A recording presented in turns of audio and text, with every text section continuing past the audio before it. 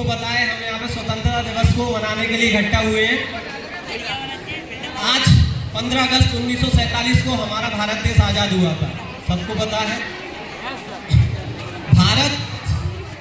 भारत केवल एक ऐसा देश है जिसका नाम किसी महासागर के ऊपर है, हिंद महासागर। भारत के पश्चिम में कच्छ का रण है, भारत के उत्तर में पर्वत की कई विशाल श्रृंखलाएं हैं, भारत के पूर्व में कई ऐसे क्षेत्र हैं जहां पर विश्व की सबसे अधिक बरसात होती है।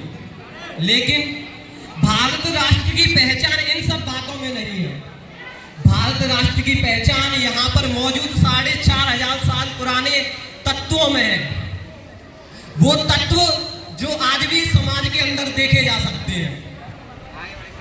जैसा कि हम सब जानते हैं, भारत देश में कई लोग आए और सबको सम्मान मिला, फिर चाहे हमें बदले में विश्वासघात ही क्यों ना मिला हो। हम सब जानते हैं, सब कहते हैं कि संपूर्ण सुगम सुरम्य भारत, अपूर्ण अकल्पनीय भारत, कोटि कोटि प्रणम्य भारत।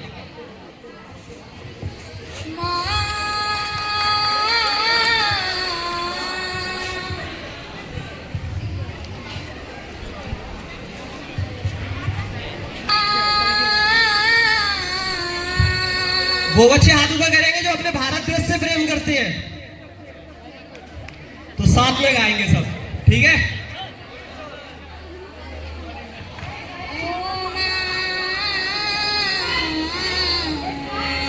वंदे मातरम, वंदे मातरम, सारा जहां देख लिया, कहीं भी तेरे जैसा कोई नहीं। हंसी नहीं 100 दिन दुनिया घुमाऊं, कहीं भी तेरे जैसा कोई नहीं। मैं गया जहां भी बस तेरी याद थी, जो मेरे साथ थी मुझको तड़पाती रुलाती। सबसे प्यारी तेरी सूरत, प्यार है बस तेरा प्यार ही। माँ तुझे सलाम, माँ तुझे सलाम, अम्मा तुझे सलाम। वंदे मातरम, वंदे मातरम, वंदे मातरम। तेरे पास ही मैं आ रहा हूँ, अपनी बाहें खोल दे, जोर से मुझको गले। तू ही जिंदगी है, तू ही मेरी मोहब्बत है, तेरे ही पैरों में जन्नत है। तू ही दिल, तू जान, अम्मा माँ तुझे सलाम, अम्मा तुझे सलाम, माँ तुझे सलाम। वंदे मातरम, वंदे मातरम, वंदे मातरम, वंदे मातरम। बहुत बढ़िया। आज स्वतंत्रता दिवस पर सब में ऐसा ही जोश होना चाहिए, क्योंकि अब मैं आपको जो कहानी सुनाने जाऊंगा वो एक ऐसे देशभक्त, ऐसे देश प्रेमी की कहानी है जिसने अपनी पूरी जवानी अपने देश पर कुर्बान कर दी। सबको पता होगा उस देश प्रेमी और देशभक्त का जो नाम है वो है भगत सिंह। भगत सिंह का जन्म 27 सितंबर 1907 को पंजाब में हुआ था। वो जब महज 12 साल के थे तो उनकी जीवन में एक ऐसी घटना घटी जिसने उनके पूरे जीवन को बदल दिया। जलियांवाला बाग में कई सारे मासूमों और निहत्तों को गोलियों से मारकर हत्या कर दी गई। उसी दिन भगत सिंह ने सौगंध ले ली कि वो अंग्रेजों को अपने भारत देश से निकाल फेंकेंगे। एक दिन जब भगत सिंह खेतों में कुछ दबा रहे थे तो उनके बाबूजी ने उनसे पूछा, भगत क्या कर रहे हो? तो भगत ने बड़ी अच्छी भावना से जवाब दिया कि बापू इंकलाबी हो रहा हूं, बापू इंकलाबी हो रहा हूं, धरती में पिस्तौल बो रहा हूं। बापू इंकलाबी हो रहा हूं, धरती में पिस्तौल बो रहा हूं। एक बीज से इतनी बंदूकें जन्म लेंगी, एक बीज से इतनी बंदूकें जन्म लेंगी कि अंग्रेज गिन नहीं पाएंगे, इतनी गोलियां चलेंगी। अंग्रेज छिन नहीं पाएंगे, इतनी गोलियां चलेंगी। देश नु चलो, देश नु चलो, देश नु चलो, देश नु चलो। देश मांगता है कुर्बानियां, देश मांगता है कुर्बानियां। कान पर देसा विच डोलिए जवानियां।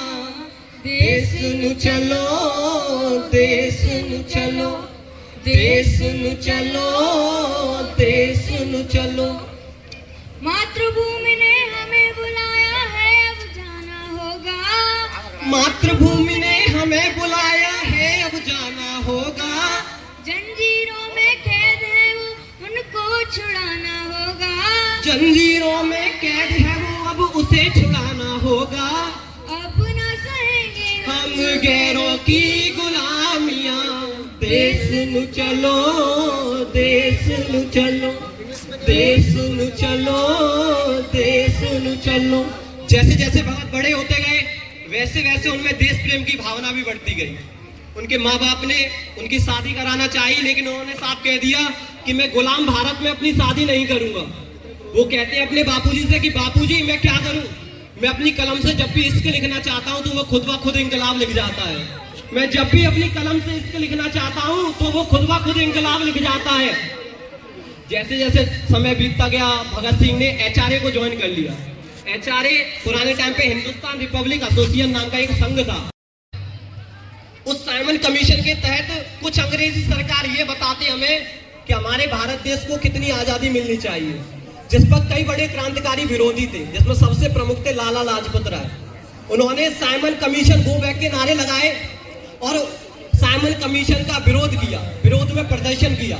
लेकिन कुछ अंग्रेजों ने उनकी लाठियों से पीट पीट कर हत्या कर दी।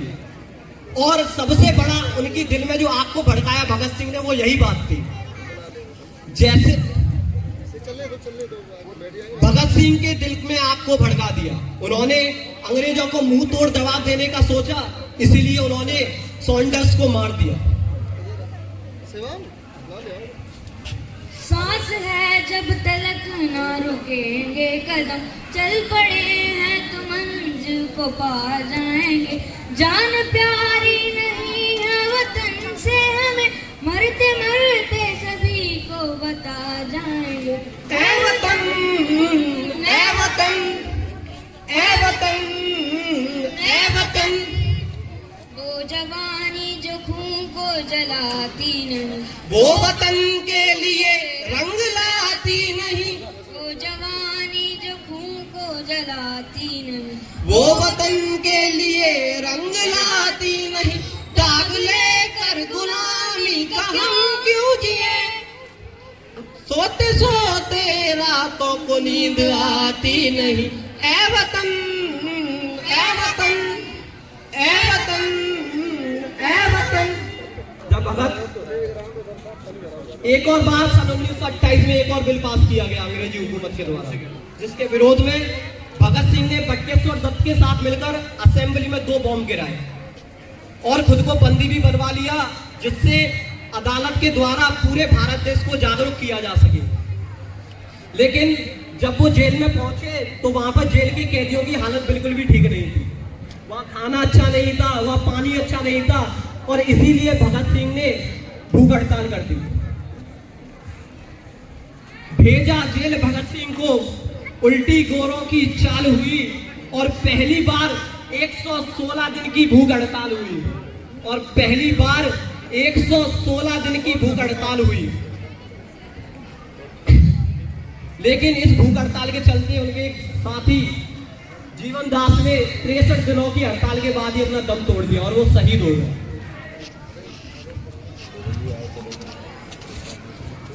मेरा रंग दे बसंती चोला, मेरा रंग दे बसंती चोला, मेरा रंग दे बसंती चोला, मेरा रंग दे बसंती चोला। हो मेरा रंग दे, हो माए रंग दे, मेरा रंग दे बसंती चोला, मेरा रंग दे बसंती चोला, मेरा रंग दे बसंती चोला, मेरा रंग दे बसंती चोला, माए रंग दे बसंती चोला।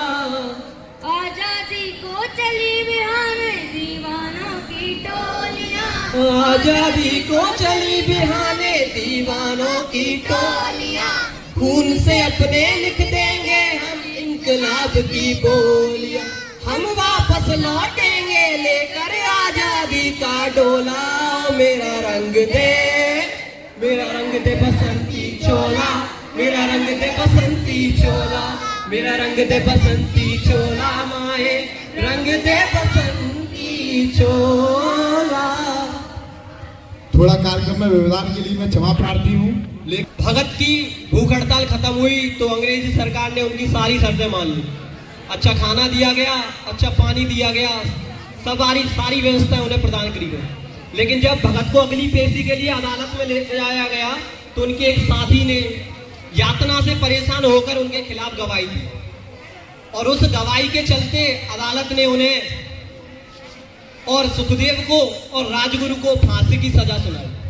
जब वो जेल में पहुंचे तो कुछ ब्रिटिश अंग्रेज उनके पास पहुंचे और उनसे कहा कि भगत, ब्रिटिश सरकार को चिट्ठी लिख दो, माफी मांग लो, जान बच जाएगी।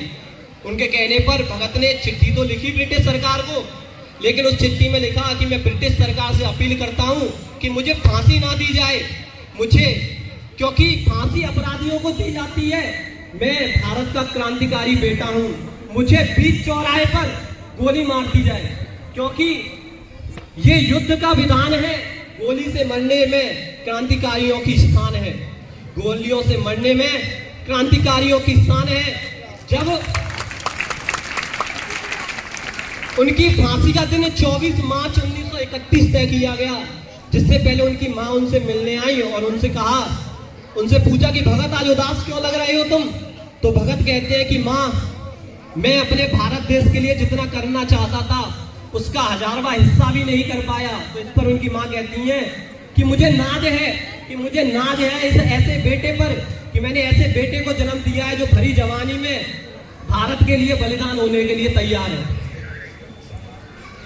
नाज तुझको तो होगा भगत सिंह की मां, तेरा बेटा वतन के काम आ गया, सर झुका कर नहीं सर उठा के चला, जीते जी जान लुटा के चला, जाने वालों को देखो वतन के लिए, जलते जलते सम्मा को जला जाएंगे, इंकलाब जिंदाबाद, इंकलाब जिंदाबाद। और इस लोकप्रियता को देखते हुए जैसे उन्हें फांसी की सजा सुनाई गई, उनकी लोकप्रियता पूरे भारत देश में फैल गई, जिससे जिस जेल में उन्हें कैद करके रखा गया था उसके बाहर काफी ज्यादा भीड़ लग गई।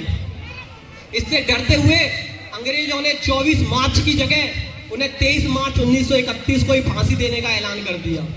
और हमारा जो वीर बेटा, जो देशभक्त और जो देश प्रेमी बेटा था, वो 23 मार्च 1931 को भारत देश के लिए शहीद हो गया और करोड़ों युवाओं के दिलों में आजादी के लिए चिंगारी को भड़का गया। जय हिंद, जय भारत।